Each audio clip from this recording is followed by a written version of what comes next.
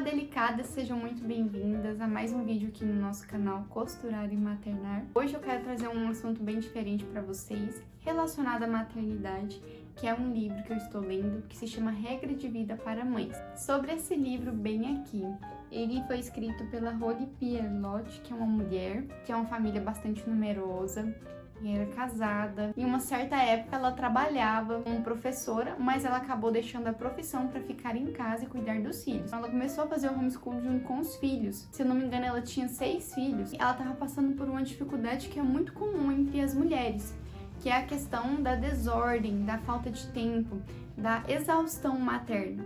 O que acontecia com ela, muitas vezes a gente pode ver refletido no nosso dia a dia. Ela não conseguia se sentir bem consigo mesma, pois as obrigações com os filhos, as obrigações com o cuidado do lar, as obrigações também com o marido, tudo tomava muito tempo dela e ela acabava que não conseguia nem dar tempo de qualidade para as crianças, nem ter um tempo de qualidade com o esposo e muito menos conseguir manter a casa dela em ordem. Então ela pensou, o que eu vou fazer? Porque assim não dá mais, eu não tô conseguindo assim dessa forma, está sendo muito ruim para mim.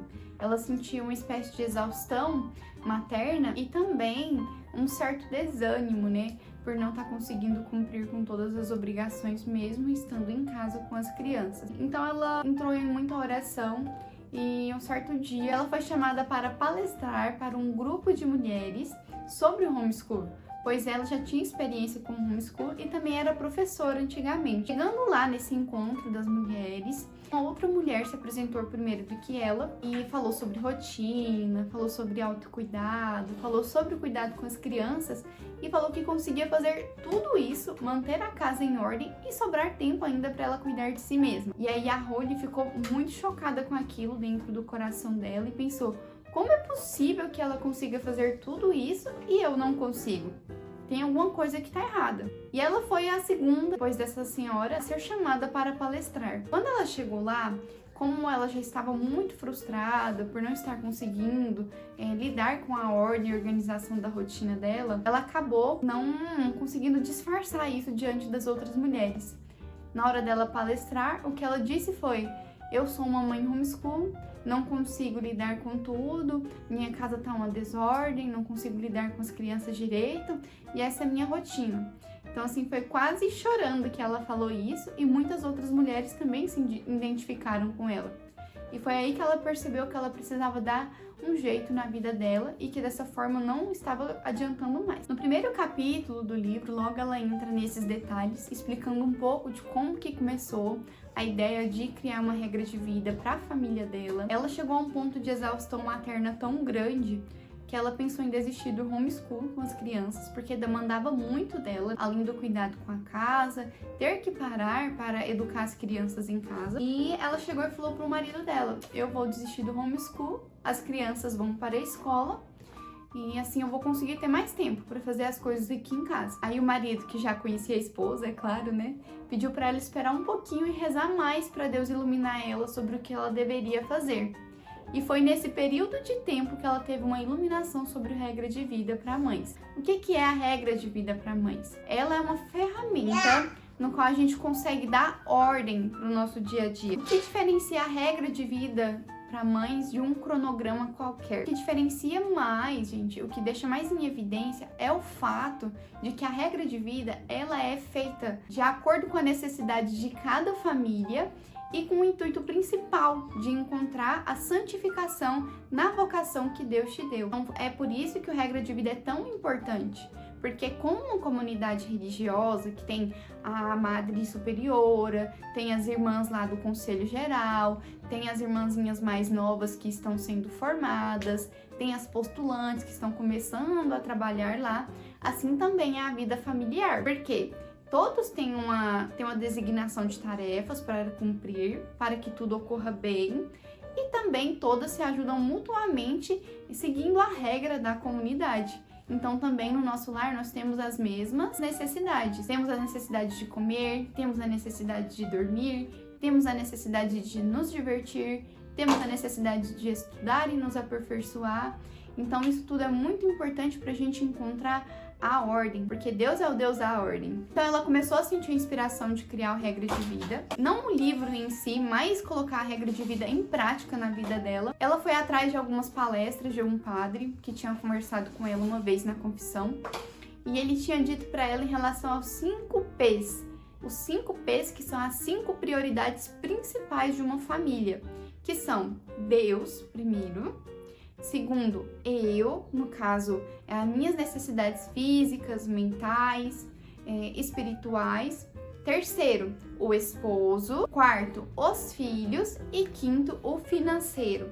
Então, esses são os 5 P's, as 5 prioridades principais de uma família e que precisam estar em ordem para que tudo concorra bem. Deus não deu a vocação matrimonial para que a gente sentisse que tudo é um fardo, que tudo é um peso, que tudo é muito difícil, que a gente não consegue ter tempo para oração. Então, sim, é muito importante a gente priorizar os 5 P's, entender bem o que cada P demanda de nós, o que podemos fazer e como adaptar a nossa rotina. Então, eu vou falar agora para vocês um pouquinho sobre cada P, mas mais para frente vamos estar também gravando alguns vídeos especificamente sobre cada P em particular, falando bem certinho para vocês conseguirem entender qual é o propósito do livro sobre cada um, certo? Então, no primeiro P, que é Deus, ela nos ajuda a ver e a analisar como anda nosso relacionamento com Deus, porque Deus tem que ser a prioridade.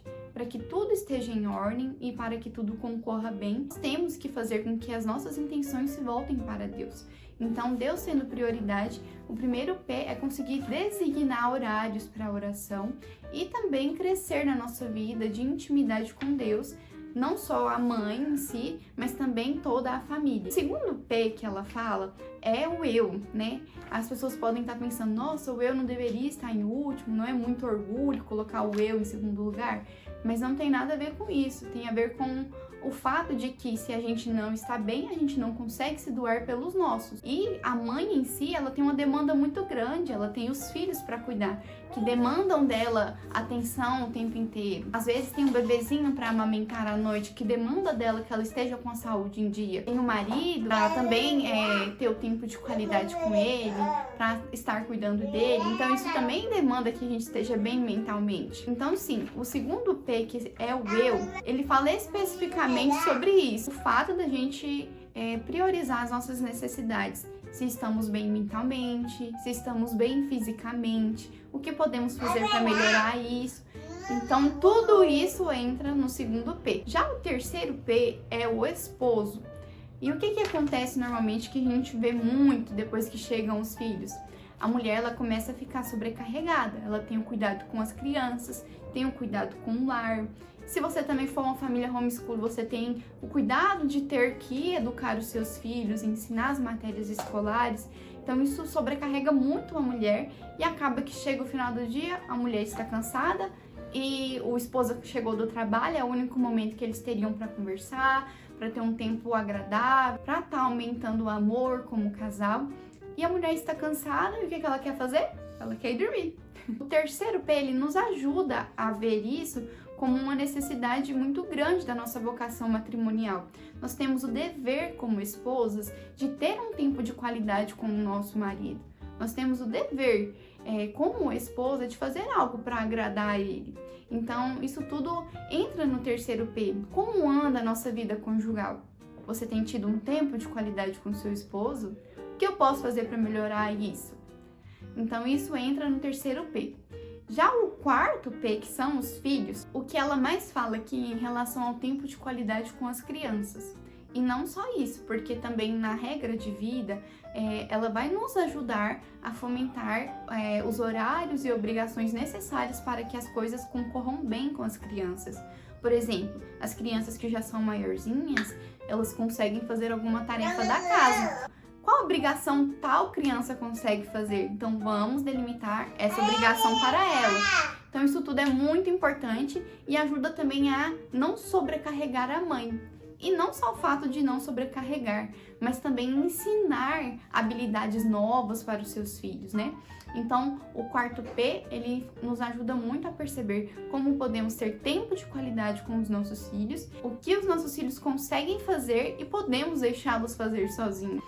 A gente tem que entender que quando os nossos filhos crescem, não é porque a gente está jogando um fardo neles de ter que limpar a casa, lavar uma louça, nada disso, gente. Todos os deveres domésticos, eles são uma escola para a vida futura que eles vão ter. Então, eles têm que criar habilidades e responsabilidades no lar. Eles têm que entender que não é uma obrigação, um dever, mas é um ato de amor e um ato de serviço que cada um tem que fazer. É no lar e é desde pequenos que as crianças vão conseguir entender e criar esse espírito de doação, de amor, de caridade, que muitas vezes nós, como adultos, não fomos educados para isso, e hoje em dia temos uma batalha muito grande para tentar nos educar a ter um coração assim mais caridoso, capaz de se doar, esquecendo às vezes um pouco do nosso cansaço ou da nossa sobrecarga, principalmente as mães. Já o quinto P é o lado financeiro. E por que ele colocou o financeiro aqui e não ficou só no lado espiritual? Porque quem é casado vai concordar aqui comigo. O financeiro, ele pega muito num casamento. Precisamos saber ter ordem também nos nossos gastos. Muitas vezes, quase sempre o que eu percebo é que um dos dois no casal vai ter mais responsabilidade com a questão financeira. Então, por que não deixar o lado financeiro para essa pessoa? Agora, vamos supor, por exemplo, um gasta mais, é mais impulsivo, o outro não, já é mais analítico, já pensa direitinho. Será que se eu gastar com isso aqui não vai faltar para arrumar aquela coisa que é muito importante, que já faz tempo que a gente está querendo arrumar? Então, a gente tem que analisar isso tudo. Se é o meu marido que pensa mais em questão do financeiro, esse lado de cuidar das finanças vai ficar responsável para ele. Se sou eu, mulher, que sou melhor para gerenciar o dinheiro da família, então vou conversar com meu esposo e a gente vai sentar e eu vou ajudar ele a pensar nas formas de priorizar os nossos gastos. Isso é muito importante. A gente vê muito, já ouvi muito falar que vários casamentos, principalmente casais novos, eles acabam se separando ou tendo muitas brigas por conta do financeiro.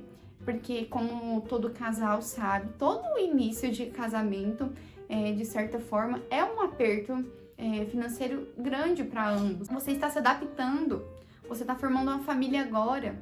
Então, precisam estar em comunhão os dois, o marido e a mulher, para tomar as decisões necessárias para o lado financeiro.